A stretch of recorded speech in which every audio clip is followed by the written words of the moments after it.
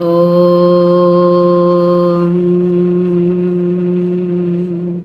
శ్రీకృష్ణాయ నమః.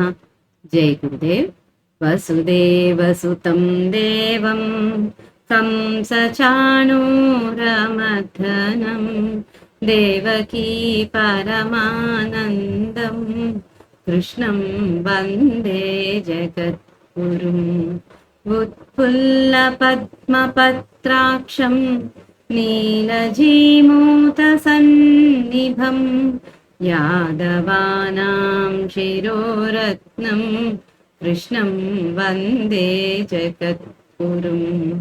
कुटिलमन्दारगन्धसंयुक्तं चारुहासं चतुर्भुजं बरिः पिञ्चावचूडाङ्गं कृष्णं वन्दे जगद्गुरुं. कुटिलालकसंयुक्तं पूर्णचन्द्रनिभाननं विलसत्कुण्डलधरं देवं कृष्णं वन्दे जगद्गुरुं. गोपिकानां कुचद्वन्द्व कुङ्कुमाङ्कितवक्षसं श्रीनिकेतं महेश्वासं कृष्णं वन्दे जगद्गुरुं. रुक्मिणीकेलिसंयुक्तं पीताम्बरसुशोभितम् अवाप्ततुलसीगन्धं कृष्णं वन्दे जगद्गुरुं. श्रीवत्साङ्कं महोरस्कं वनमालाविराजितं शङ्खचक्रधरं देवं कृष्णं वन्दे जगद्गुरुं. कृष्णाष्टकमिदं पुण्यं प्रातरुद्धाय यः पठेत् कोटिजन्मकृतं पापं స్మరణేన వినశ్యతి. జై గురుదేవ్ అండి అందరికీ. ఈ రోజు మనం శ్రీమదాంధ్ర మహాభారతంలో ఆదిపర్వము షష్టాశ్వాసం 11వ భాగంలోకి వెళ్తున్నాము. అయితే 10వ భాగంలో హిడింబాసుని చంపుతాడు భీముడు. హిడింబను పెళ్లి చేసుకోమని చెబుతారు ధర్మజుడు, కుంతీదేవి. ఇక ముందు ఏం జరుగుతుందో చూద్దాం. 227 వచనం. అని భీమసేనుడంబరచి హిడింబకనురాగంబుగా చెప్పి నీవు శుచివై యుత్తమ శ్రీగుణంబులు దాల్చి భీమునకు మన ప్రియంబు సేయుము.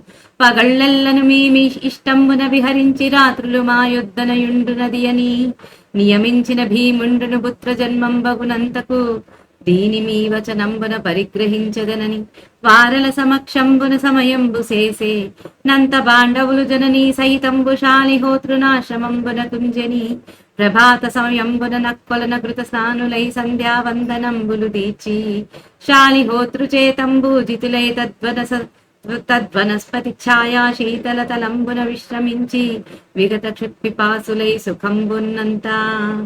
తాత్పర్యం. అని భీమసేనుని ఒప్పించి హిడింబకు ప్రియంగా చెప్పి నీవు పరిశుద్ధరాలవై ఉత్తమ స్త్రీ గుణాలతో భీముణ్ణి సంతోషపెట్టును. పగలు నీ ఇష్టం వచ్చిన చోట తిరిగి రాత్రులు మా దగ్గరే ఉండండి అని నియమించగా భీముడు కూడా కొడుకు పుట్టే వరకు హిడింబను మీ మాట ప్రకారం చేపడతానన్నాడు. తర్వాత పాండవులు తల్లితో కలిసి శాలిహోత్రుని ఆశ్రమానికి వెళ్లారు. ప్రొద్దున్నే అక్కడి కొలనులో స్నానం చేసి సంధ్యావందనాలు తీర్చుకుని శాలిహోత్రునిచే గౌరవింపబడ్డారు. అక్కడి చెట్టు నీడ యొక్క చల్లదనంలో విశ్రాంతి తీసుకుని ఆకలి దప్పికలు తీరి సుఖంగా ఉన్నారు.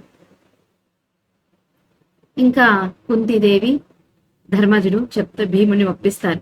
ఇంకా హిడింబకు చెప్తున్నారు, అమ్మా హిడింబ, నువ్వు పరిశుద్ధురాలమైన మనసుతో ఉత్తమ స్త్రీ గుణాలను అవలంబించుకొని భీముణ్ణి సుఖపెట్టు అని చెప్తారు. అలాగే పగలు నీ ఇష్టం వచ్చినోట తిరగండి మీ ఇద్దరు, కానీ రాత్రులు మాత్రం మా దగ్గరే ఉండండి అని చెప్తారు. అప్పుడు భీముడు అంటాడు, నాకు కొడుకు పుట్టేంత వరకు మాత్రమే హిడింబ దగ్గర ఉంటాను, అలా అయితేనే హిడింబని చేపడతాను అని వింటాడు.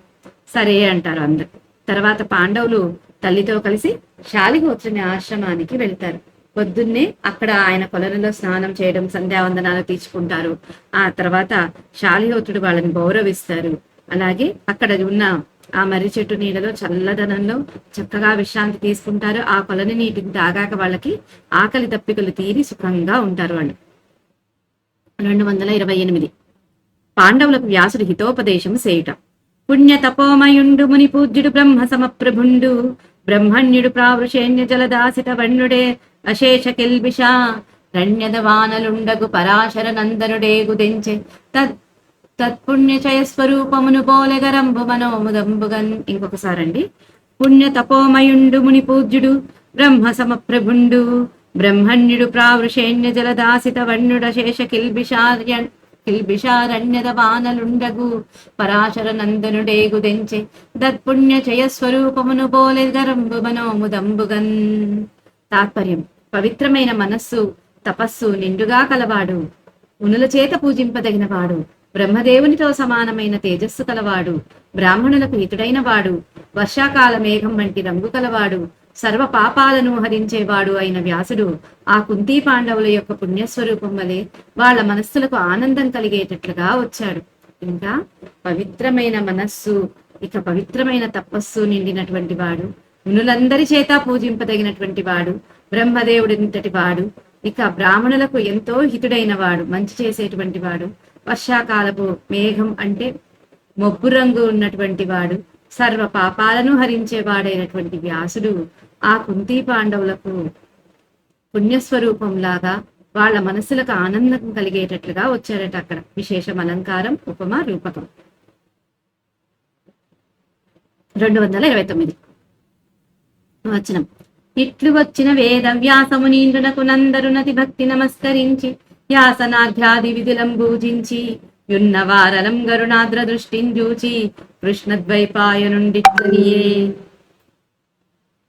తాత్పర్యం: ఈ విధంగా వచ్చిన మునిశ్రేష్ఠుడైన వేదవ్యాసునికి అందరూ భక్తితో నమస్కరించి ఆసనము, అర్ఘ్యము మొదలైన ఉపచారాలతో పూజించి ఉండగా వాళ్ళందరినీ దయాద్ర దృష్టితో చూసి వ్యాసుడు ఈ విధంగా అన్నాడు. 230. కొడుకు పల్కు విని కూడదు నా కదురాత్ముడై కడగి మీకు నపకారము చేసి ధరిత్రి వెల్వడగ బంచెగడు పాపమతి నృతరాశుడయ్యడల దుర్జనులనే మరి నమ్మగబోలునే. తాత్పర్యం: ధృతరాష్ట్రుడు కొడుకు మాట విని ఇది తగదని చెప్పక దుర్మార్గుడై మీకు అపకారం చేసి మిమ్మల్ని రాజ్యం నుండి వెళ్ళకట్టాడు. దుర్మార్గులను ఎక్కడైనా ఎప్పుడైనా ఉపేక్షించకూడదు, నమ్మకూడదు. ఇక వేదవ్యాసుల వారు చెప్తున్నారు. ఏం చెప్తున్నారు? కుంతికి పాండవులకు ఇష్టంగా ధృతరాష్ట్రుడు దుర్యోధనుడి మాట విని ఇది సరికాదు అని చెప్పకుండా దుర్మార్గుడయ్యాడు. తను కూడా మీకు చెడు చేసి మిమ్మల్ని రాజ్యం నుంచి వెళ్ళగొట్టాడు. దుర్మార్గులకి ఎప్పుడు కూడా వదలకూడదు, అలాగే వాళ్ళను నమ్మను కూడా కూడదు అని చెప్తున్నారు. విశేషం, అలంకారం, అర్థాంతరన్యాసం. పద్మక వృత్తంలోని ప్రతిపాదంలోను వరుసగా నభజజగ అనే గణాలుంటాయి. లాక్షణికులు 11వ అక్షరం యతిస్థానంగా పేర్కొన్నారు. కానీ నన్నయ్య 8వ అక్షరాన్ని యతిగా నిలిపాడు. ఆంధ్ర మహాభారతం అంతటిలో నన్నయ్య మాత్రమే ఒక్కసారి మాత్రమే వాడిన విశేష వృత్తాల్లో ఇదొకటి కావటం విశేషం. ఇది కాక రథోత్తతం, మణిభూషకం, దండకం అనేవి ఈ కోవకు చెందుతాయి.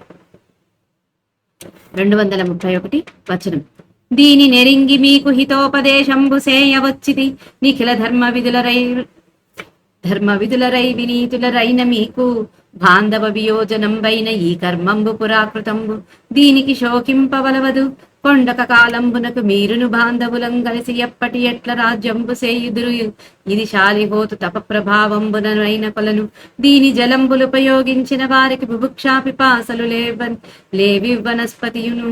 శీత వాతాతప వర్షంబు వలన రక్షించు నిందరులెరుంగకుండ కార్యార్థులరై కతిపయ నిధనంబులుండి ఏకచక్రపురంబునకేగి బ్రాహ్మణ భావంబున బ్రాహ్మణ గోష్ఠి నుండి నారాక ప్రతీక్షించియుండునది అని గరిపి తనకు వినయావనతులై కృతాంజలులైన మనుమల దీవించి కౌగిలించుకొని బాష్పపూరితనైన యై మొక్కియున్న కోడలి నూరార్చి నీ కొడుకు ధర్మనిత్యుండి యుధిష్ఠిరుండు నారాయణ భుజబలంబులోని తన నలుగురు దమ్ముల బలంబున సర్వ పార్థివుల శాసించి సార్వభౌముండై రాజసూయాశ్వమేధాది క్రతువులు చేసి పితృపైతామహంబైన రాజ్యలక్ష్మిననుభవించుచు గురుకులంబు నెల్ల పవిత్రంబు సేయుని శోకోపశమనంబునం చేసి హిడింబంజోచి దీని పేరు కమలపాలిక. ఇది భీమునకు వశవర్తి అయి వరిచరించి మహాసత్రుండైన కొడుకుంగాంచు నా తండ్రి మిమ్మందర నా పద్విషయంబునను ఉద్ధరించునని చెప్పి మునివరుండు తిరోహితుండైనా. తాత్పర్యం: ఆ విషయం తెలుసుకుని మీకు హితోపదేశం చేయాలని వచ్చాను. అన్ని ధర్మాలు తెలిసిన వాళ్ళు, వినయవంతులు అయిన మీకు బంధువులతో ఎడబాటు కలగటం పూర్వజన్మకృతం. దీనికి దుఃఖించవద్దు. కొంతకాలానికి మీరు కూడా బంధువులతో కలిసి ఎప్పటి వలె రాజ్యం చేస్తారు. ఇది శాలిహోత్ర మహాముని తమఃప్రభావం చేత ఏర్పడిన సరోవరం. దీని నీళ్లు తాగిన వాళ్లకు ఆకలి దప్పులుండవు. ఈ చెట్టు కూడా చలి, గాలి, ఎండ, వానల నుండి మిమ్మల్ని కాపాడుతుంది. ఇక్కడ ఇతరులకు కనిపించకుండా మీ పని నెరవేరే వరకు కొన్ని రోజులుండి తర్వాత ఏకచక్రపురానికి పోయి అక్కడ బ్రాహ్మణ రూపంలో బ్రాహ్మణులతో కలిసి ఉండి నా రాక కోసం ఎదురు చూడుండని బోధించాడు. తనకు శిరస్సు వంచి నమస్కరించి చేతులు జోడించి నిలుచున్న మనుమలను దీవించి కౌగిలించుకొని కన్నీరు కారుస్తున్న కోడలు కుంతిని ఓదార్చి, నీ కొడుకు యుధిష్ఠిరుడు ధర్మాత్ముడు. అతడు నారాయణుని భుజాల వంటి నలుగురు తమ్ముళ్ల బలం చేత రాజులందరినీ శాసించి సార్వభౌముడు చేసే రాజసూయాశ్వమేధ యాగాలు చేసి తాత తండ్రుల రాజ్యం ఏలగలుగుతాడు. కురువంశాన్నంతటినీ పవిత్రం చేస్తాడు అని వారి శోకాన్ని ఉపశమింపచేశాడు. హిడింబను చూచి, దీని పేరు కమలపాలికం. ఇది భీమునికి వశమై సేవ చేసి మహాబలవంతుడైన కొడుకును కంటుంది. అతడు మిమ్ములనందరినీ ఆపత్ సమయంలో రక్షిస్తాడు అని చెప్పి వ్యాస మహర్షి అదృశ్యమయ్యాడు. ఇంకా సరే అని చెప్తారనమాట వ్యాస మహాముని. సరే, ఇదంతా నేను తెలుసుకొని మీకు మంచి ఉపదేశం చేయాలని వచ్చాను, మీకు మంచి చెప్పాలనే వచ్చాను. అన్ని ధర్మాలు తెలిసినటువంటి వాళ్ళు, వినయవంతుడు అయిన బంధువులతో మీకు అలాంటి బంధువులతో మీకు ఎడబాటు కలగడం ఇది పూర్వజన్మ కర్మ ఇది అని చెప్తాడు. కాబట్టి దుఃఖించద్దు. కొంతకాలానికి మీరు కూడా బంధువులతో కలిసి ఎప్పట్లాగా రాజ్యం చేస్తారు అని చెప్తాడు. అలాగే ఇది శాలిహోత్ర మహాముని తపస్సు చేత ఏర్పడినటువంటి కొలను. ఈ కొలనులో తాగిన వాళ్ళకి, నీటిని తాగిన వాళ్ళకి ఆకలి దప్పులుండవు. ఈ చెట్టు నుంచి చలి, గాలి, ఎండ, వర్షము అన్నిటి నుంచి కూడా ఇది మిమ్మల్ని కాపాడుతుంది. కాబట్టి కొంతకాలం ఎవరికి కనిపించకుండా ఇక్కడే ఉండి మీ పని నెరవేరే వరకు ఇక్కడే ఉండండి. ఆ తర్వాత ఏకచక్రపురానికి వెళ్ళండి. అక్కడ బ్రాహ్మణ రూపంలో బ్రాహ్మణులతో కలిసి ఉండండి.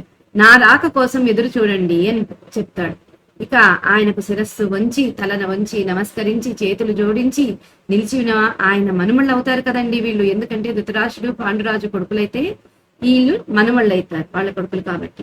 ఆ మనుమళ్ళని ఆయన ఎవరికైనా అసలు కంటే వడ్డీ ఇష్టం అంటారు. మనవాళ్ళని చూడంగానే ఆయనకి ఇంకా ఆనందం వేసి వాళ్ళని కౌగిలించుకొని వాళ్ళని దీవిస్తాడు. ఆ తర్వాత ఈ కుంతి ఏడుస్తూ అలా నించుండిపోయిన ఆవిడ్ని ఓదార్చి, అమ్మా, నీ కొడుకు యుధిష్ఠిరుడు ధర్మాత్ముడమ్మా. అతడు నారాయణకి 4 భుజాలుగా ఎలా ఉండి అలాగా ఈ తన నలుగురు తమ్ముళ్ళు కూడా నారాయణ భుజాల్లాగా యుధిష్ఠిడికి అవుతారు. వాళ్ళ నుంచి వాళ్ళతో పాటి ఇతను తాత తండ్రుల రాజ్యాన్ని ఏలుతాడు. కురువంశాన్ని అంతటినీ పవిత్రం చేస్తాడు. అనేక రాజసూయ అశ్వమేధ యాగాలు చేస్తాడు. అంటే రాజసూయ యాగాలు, అశ్వమేధ యాగాలు చేస్తాడు. ఇక పితృదేవతల శోకాన్ని తీసేస్తాడు అని చెప్తాడు. ఇంకా హిడింబం చూసి దీని పేరు కమలపాలిక అని పేరు పెట్టాడు స్వామి దానికి. ఆ తర్వాత భీముడికి ఈమె వశమై ఎంతో సేవ చేసి మహాబలవంతుడైన కొడుకును కంటుంది. అతనే మిమ్మల్ని అందరినీ మీ ఆపద సమయంలో మిమ్మల్ని కాపాడుతాడు అని చెప్పి వ్యాస మహర్షి అదృశ్యమవుతాడు. 232. అమ్మునివరు కరిపిన మార్గమ్మున పాండవులు విగత కల్మషుల విషాదమ్మున సుఖముండిరి వినయమొప్పగ శాలిహోత్రునాశము భూమి. తాత్పర్యం: ఆ మునిశ్రేష్ఠుడైన వ్యాస మహర్షి బోధించిన విధంగా పుణ్యాత్ములైన పాండవులు వినయంతో శాలిహోత్రుని ఆశ్రమంలో దుఃఖం లేకుండా సుఖంగా ఉన్నారు ఆ సమయంలో. 234. పవన తనూజుడ కమలపాలిక చేత వినీతుడై మహానవవృత భూమిలో గలవనంబుల హంస బలాక సారసారవరు చిరాపగావర సరఃపులినంబుల పర్వతంబులన్ వివిధ విహారుడై అనుభవించన భీష్ట మనోజ భోగముల్. తాత్పర్యం: హిడింబ తనను అనుసరించగా భీముడు భూమండలంలోని అనేక వనాలలో హంసలు, పొంగలు, బెగ్గురు పక్షులు మొదలైన వాటి ధ్వనుల చేత మనోహరాలైన నదుల యొక్క, కొలనుల యొక్క, ఇసుక తిన్నెలలో, పర్వతాలలో అనేక విధాలుగా విహరించి మనసుకింపైన మన్మథ సుఖాలను అనుభవించాడు. ఇక హిడింబ భీముడిని అనుసరిస్తుంది. ఇక భీముణ్ణి ఎక్కడ కావాలంటే అక్కడ తీసుకెళ్లిపోతుంది. భూమి మీద ఉన్నటువంటి అనేక రకాల వనాలకు తీసుకెళ్లిపోతుంది. అక్కడ ఎలాంటి కొలనుల దగ్గరకు హంసలు, కొంగలు, బెగ్గురు పక్షులు తిరిగేటువంటి ఈ నదులు, కొలనులు అలాంటి వాటి దగ్గరకు తీసుకెళ్లి వాటి తీరాలలో, పర్వతాలలో అనేక రకాలుగా వాళ్ళు తిరిగి మనసుకింపుగా ఎన్నో సుఖాలను అనుభవిస్తారు. విశేషం ఇందులో కమలపాలికా భీముల ప్రణయ విహారాలనే మనోహర సన్నివేశాలను మసృణమైన పదరచనతో నన్నయ్య వర్ణించి శ్రేషమనే గుణాన్ని పోషించాడు. శృంగార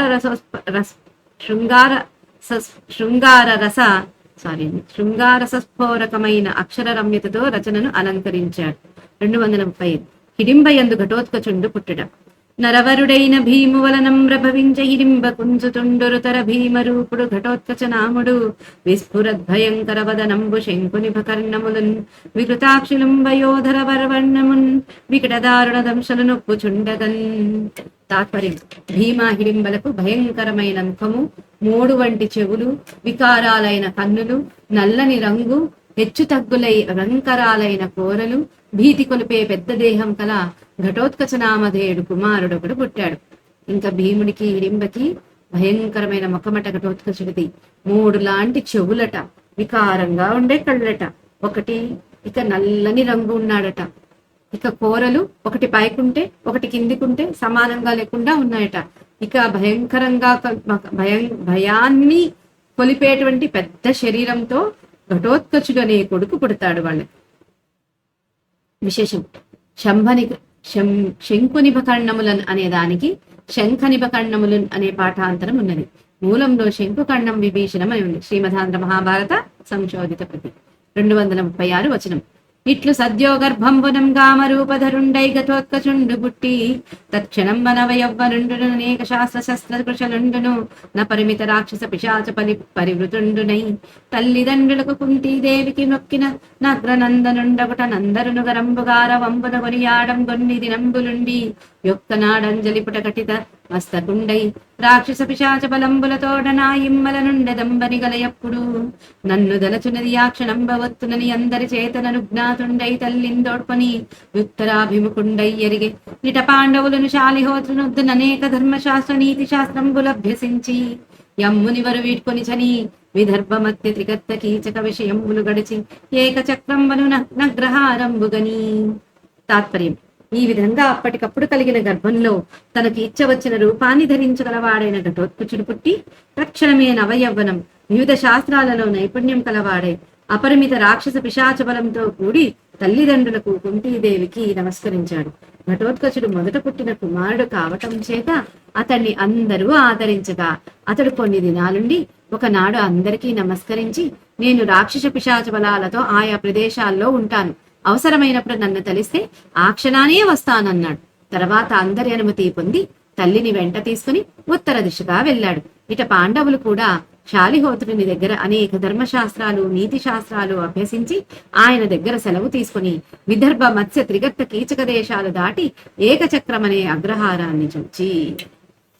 ఇక ఇక్కడ ఏం చెప్తున్నారు, ఈ ఘటోత్కచుడు సద్యోగర్భం అంటే అప్పటికప్పుడు పుట్టినటువంటి గర్భం నుంచి పుట్టుతాడనమాట. ఇక అతనికి కామరూపం అంటే ఎలా కావాలంటే అలాంటి రూపాన్ని ఆయన ధరించగలడు. అలాంటి ఆయన పుట్టడమే నవయవనాన్ని ధరిస్తాడు. ఇక వివిధ శాస్త్రాల్లో నైపుణ్యం కలవాడవుతాడు. ఇక అపరిమితమైనటువంటి రాక్షస పిశాచ బలంతో ఉంటాడు. ఇక తల్లిదండ్రులకి కుంతీదేవికి నమస్కరిస్తాడు. ఆయన పుట్టిన వెంటనే పెరగడం ఎలాగా వ్యాసుల వారి ఎలాగో అట్లా ఈయన కూడా అలాగనమాట. ఏమంటే ఈయన రాక్షసాంశ పిశాచాంశ ఉంది ఈయనలో. ఇక ఘటోత్కచుడు మొదటిసారిగా పాండవులకు పుట్టిన కొడుకు కదండి. ఇక వాళ్ళందరూ ఎంతో ఆనందపడిపోతారంట, మొదటిసారి కొడుకు పుట్టాడు అని. ఇంకెంతో సంతోషంతో ఆదరిస్తాడు ఘటోత్కచుడిని వాళ్ళందరూ. కొన్ని రోజులు ఉంటాడు అక్కడ ఘటోత్కచుడు వాళ్ళతో పాటు. కానీ ఒకరోజు అందరికీ నమస్కారం చేసేస్తాడు.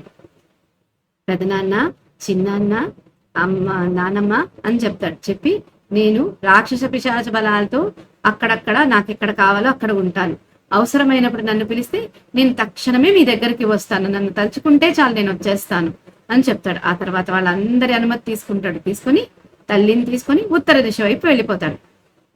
ఇంకా పాండవులు కూడా శాలిహోత్రుని దగ్గర అప్పటి వరకు చక్కగా అనేక ధర్మశాస్త్రాలు నీతి శాస్త్రాలు అన్ని నేర్చుకుని ఆయన దగ్గర సెలవు తీసుకుని ఇక సమయం అయిందని విదర్భ, మత్స్య, త్రిగర్త, కీచక దేశాలు దాటేసి ఏకచక్రం అనే అగ్రహారం దగ్గరికి వస్తారు. విశేషం, నా ఇమ్ముల, నాకు ఇష్టమైనట్లు, అనుకూలమైనట్లు అని కూడా అన్వయించడానికి అవకాశం ఉన్నది. ఏకచక్రంబను అగ్రహారంబు ఏకచక్రాపురము అని మూలం. ఏకచక్రాంగతాస్తేతు చిత్రశాల ప్రతి ఘటోత్కచ జన్మము చైత్ర బహుళాష్టమి శ్రీమదాంధ్ర మహాభారత సంశోధిత ప్రతి 237. పాండవులు ఏకచక్రపురంబన విప్రగృహంబన నుండుట. లలిత జటాజిన కుశవల్కలధరులై వేదమొప్పగా చదువుచు నిమ్ముల బ్రహ్మచారి వృత్తిని వెలయగ నందుండిరొక్క విప్రగృహమునన్.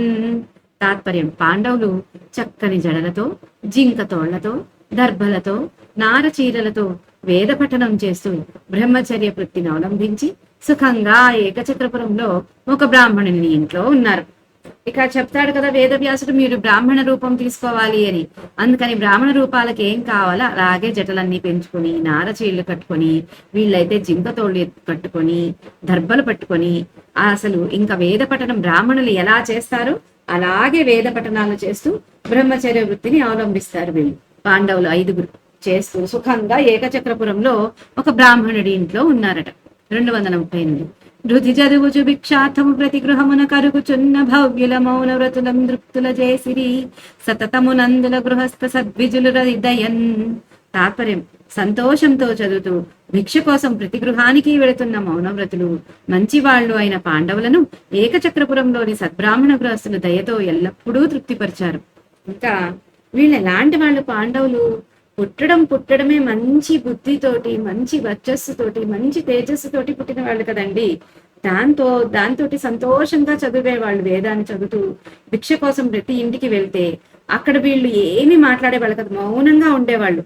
అంత మంచి వాళ్ళని చూసేటప్పటికీ అక్కడ ఆ ఏకచక్రపురంలో ఉన్న బ్రాహ్మణులు, గృహస్థులు అనమాట, వాళ్ళకి ఎంతో దయ పుట్టేదట. ఎప్పుడు కూడా వాళ్ళని తృప్తిపరిచి భిక్షనిచ్చేవాళ్ళట. 239. జలజ ప్రియ తేజుల వీరల ధీరుల ధరణి వలయ రాజ్యశ్రీ యోగ్యుల నిట్లేలకు భిక్షాసుల చేసే విధాతృండంచు శోభింపచనుల్. తాత్పర్యం, సూర్య తేజులు, ధీరులు, భూమండల రాజ్యలక్ష్మికి తగిన వాళ్ళైన వీళ్ళని బ్రహ్మదేవుడు ఎందుచేత భిక్షానం తినేవాళ్ళుగా చేశాడో కదా అని జనులంతా దుఃఖించగా, ఇక ఆ ఏకచక్రపురంలో ఉన్న వాళ్ళందరికీ ఎలా అనిపించదట? సూర్య తేజస్సుతో సమానంగా ఉండేవాళ్ళే ఎంత ధీరులుగా కనిపిస్తున్నారు.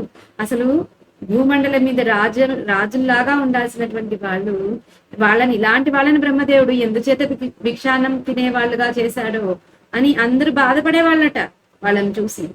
240. పరమాన్న భక్ష భిక్షా పరిపూర్ణ తరంబులైన పాత్రములయ్యేవురు నిత్యంబు నివేదింతురు దల్లికి గరము భక్తితో వినయమునన్. తాత్పర్యం, పాండవుల 5 ప్రతిదినం మిక్కిలి భక్తి వినయాలతో పాయసము, పిండి వంటలు, అన్నము నిండిన పాత్రలను తెచ్చి తల్లికి అందచేస్తారు. పాండవులు 5 భిక్షకు వెళ్ళి ప్రతిరోజు తీసుకొస్తారు. ఏంటి? భక్తితో వినయంతో అందరూ పెట్టిన పాయసాన్ని కాని, పిండి వంటలు కాని, అన్నం కాని అన్ని పాత్రల్ని తీసుకొచ్చి అమ్మ ముందర పెట్టి గౌరవంతో భక్తితో ఇచ్చేవాళ్ళు, అమ్మ ముందర పెట్టేవాళ్ళట. 241. కుంతియుదాని 2 భాగంబులు చేసి అందొక్క భాగంబు భీమున కుంబెట్టి తక్కిన భాగంబు గడమ కొడుకులం దానును గుర్చుచునిట్లు ప్రచ్ఛన్నులై ఏకచక్ర పరంబుననున్నంత నొక్కనాడు ధర్మార్జునయములు భిక్షాథంబరిగిన నిట కుంతియు భీముండును దమ విడిసిన విప్రగృహంబుననున్నంత నందొక్క పెట్టయా తధ్వని ఎగసిన విని కుంతీదేవి ఎంతయు సంతాపించి భీమునకిట్లనియే. తాత్పర్యం, కుంతీదేవి ఆ ఆహారాన్ని 2 భాగాలు చేసి ఒక భాగం భీమునికి పెట్టి తక్కిన భాగాన్ని తాను తక్కిన కొడుకులు తింటూ మారు వేషంలో కాలం గడుపుతూ ఉండగా, ఒకనాడు ధర్మార్జున నకుల సహదేవులు భిక్షకు వెళ్లిన సమయంలో తాను భీముడు ఇంట్లో ఉండగా తాముండే బ్రాహ్మణ గృహంలో ఒక్కసారిగా పెద్ద ఏడుపు వినిపించింది. అది విని కుంతీదేవి ఎంతో బాధపడి భీమునితో ఇట్లా అన్నది. ఇంకా వీళ్ళు ఇలా భోజనం తీసుకొచ్చి ఇచ్చేవాళ్ళు. ఆ ఆహారాన్ని 2 భాగాలు చేస్తుంది కుంతీదేవి. ఒక భాగాన్ని భీముడికి ఇస్తుంది, ఇంకొక భాగంలో కుంతి మిగిలిన 4 తినేవాళ్ళట, 4 కొడుకులు. ఇలా మారు వేషంలో సంతోషంగానే ఉండేవాళ్ళట. ఇక ఒకరోజు ధర్ముడు, ధర్మరాజు, అర్జునుడు, నకుల సహదేవులందరూ భిక్షాటన కోసం వెళ్లారు. అప్పుడు ఇంట్లో భీముడు, కుంతి మాత్రమే ఉన్నారు. ఆ సమయంలో వాళ్ళుండే బ్రాహ్మణ గృహంలో ఒక్కసారిగా పెద్దగా ఏడుపు వినిపించాయట. అది విని కుంతిదేవి అయ్యో బాధపడిపోయింది. ఎవరు ఇంతగా ఏడుస్తున్నారే అని భీముడితో ఇలా అందట. 242. ఇందు సుఖముండితిమియరుల రంగకుండ నేలకో ఇప్పుడీ విప్రునింట నాతరవము వీతెంచే దీని నారసిరుంగవలయు దత్ప్రీతికారంబు వలయజేయ. తాత్పర్యం: ఇతరులకు ఎవ్వరికీ తెలియకుండా ఇక్కడ సుఖంగా ఉన్నాం. ఎందుచేతనో ఇప్పుడు ఈ బ్రాహ్మణుని ఇంట్లో ఏడుపు ధ్వని వినిపిస్తున్నది. దీనిని విచారించి తెలుసుకొని వాళ్ళ బాధను తొలగించాలి. పాపం వాళ్ళకి ఆశ్రయం ఇచ్చారు ఆ బ్రాహ్మణ కుటుంబం ఇంతమందికి. ఈ కాలంలో ఎవరిస్తారండి? 5 మంది కొడుకులు, ఒక తల్లి, 6గురికి వాసాన్ని ఇవ్వడం అంటే తమాషా కాదు. అలాంటి వాళ్ళకి అంతమందికి వాసం ఇచ్చారు పాపం ఆ బ్రాహ్మణ గృహస్థులు. అయితే వాళ్ళ ఇంట్లో వాళ్ళ నుంచి వీళ్ళు సుఖంగా ఉన్నారు. ఇప్పుడు ఇన్ని రోజులు బాగానే ఉంది కదా, ఇప్పుడు ఎందుకు ఈ బ్రాహ్మణుడి ఇంట్లో ఇంత ఏడుపు వినిపిస్తుంది? ఈ బాధ ఏంటో తెలుసుకొని దాన్ని నివారించు అని కూడా చెప్తుంది కుంతి. 243. పరమోపకారి అయిన ఈ బ్రాహ్మణునకినేమి ప్రియము సేయ సమకూరునోయని చింతించుచున్నచో నిప్పుడెద్ది ఏనియునొక్క దుస్తరం భైన దుఃఖం బీ గృహస్థున కయ్యంగావలయు నా మనంబు మలమల మరిగడుగావున దీనిందలగి వీరికి మన ప్రియంబు సేయవలయు. తాత్పర్యం: మనకు మహోపకారం చేసిన ఈ బ్రాహ్మణునికి ఏదైనా ఇష్టమైనది చేయాలని ఆలోచిస్తుండగా ఇప్పుడేదో దాటచక్యం కాని కష్టం ఈ ఇంటి యజమానికి కలిగినట్లుంది. నా మనసు చాలా బాధపడుతున్నది. అందుచేత ఆ కష్టాన్ని తీర్చి వారికి మనస్సంతోషాన్ని కలిగించాలి. ఇంకా కుంతి ఎంత కృతజ్ఞత ఉంటుందో చూడండి ఆమెలో. ఆ బ్రాహ్మణుడు ఎన్నో రోజుల నుంచి మనకి ఇంత ఉపకారం చేసిన ఆ బ్రాహ్మణుడికి ఏదో మంచి చేయాలని నాకు ఎన్నో రోజుల నుంచి ఆలోచిస్తున్నాను. ఇప్పుడేమో దాటశక్యం కాని కష్టం వచ్చి చాలా బాధపడుతుంది. చాలా బాధపడుతున్నారు ఆ ఇంటి వాళ్ళు. నా మనసు చాలా బాధపడుతుంది వాళ్ళ కష్టాన్ని చూసి. కాబట్టి ఆ కష్టాన్ని తీర్చేసి వాళ్ళ మనసులకు సంతోషాన్ని కలిగించాలి అంటారు. 244. కృతమెరుగుట పుణ్యము సన్మతి దానికి సమము సేత మధ్యము మరి తత్కృతమున కగ్గలముగా సత్కృతి సేయుట యుత్తమంబు కృత బుద్ధులకు. తాత్పర్యం: బుద్ధిమంతులైన వాళ్ళు ఎదుటి వాళ్ళు చేసిన ఉపకారాన్ని గుర్తించటమే గొప్ప పుణ్యకార్యం. మంచి బుద్ధితో దానికి సమానమైన ప్రత్యుపకారం చేయటం మధ్యమ మార్గం. అట్లా కాక చేసిన ఉపకారం కంటే ఎక్కువగా ప్రత్యుపకారం చేయటం ఉత్తమ పద్ధతి. ఇక చెప్తుంది, బుద్ధిమంతులైన వాళ్ళు ఎదుటి వాళ్ళు చేసినటువంటి ఉపకారాన్ని గుర్తించడం ఒక పుణ్యకార్యమట.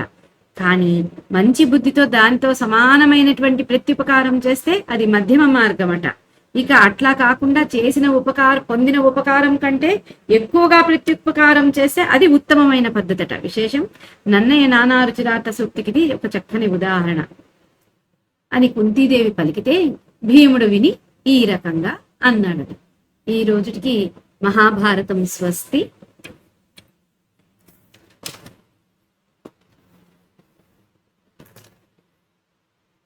నారాయణీయ నేను చదువుతా అండి. జయ గురుదేవ్ త్రివేణి. ఒక్కసారి ఇప్పుడు లాస్ట్ చదివిన సెంటెన్స్ ఒకసారి చదవ, అర్థం కాదు ఇక్కడ. ఓకే, ఒక్క నిమిషం.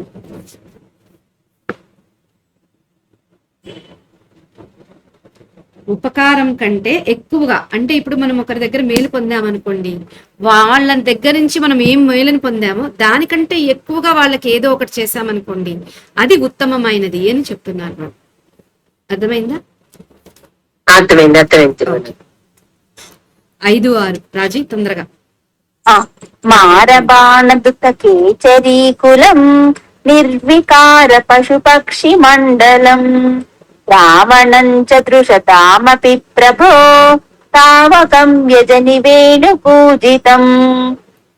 ప్రభు, నీవు మురళిని మ్రోగించుచున్నప్పుడు ఆ వేణుగానమును విన్న దేవాంగనలు కూడా మన్మథ బాణములకు గురియగుచుండ్రి.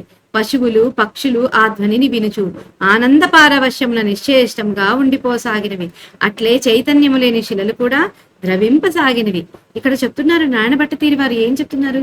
స్వామి, నువ్వు మురళిని వాయిస్తూ ఉంటే ఆ వేణుగానాన్ని విన్నటువంటి దేవతా స్త్రీలు కూడా మన్మథ బాణాలకు గురి అయిపోతున్నారయ్యా.